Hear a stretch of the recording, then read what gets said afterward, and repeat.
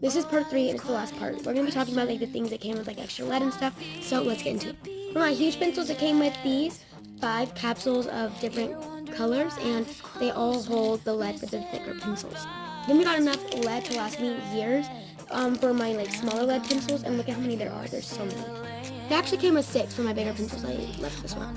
Then we've got this little refillables of erasers for the mechanical pen. If I got cut off, I would say mechanical pencils. I'm not sure though. And then we got like these ones for the bigger pencils too, and they're colorful, so you can like make colored pencils.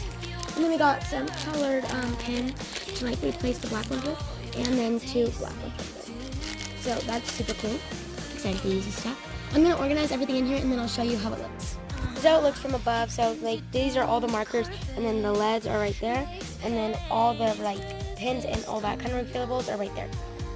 I am so excited to bring my new school supplies to school, and I hope you guys all have a great Labor Day weekend. I love you.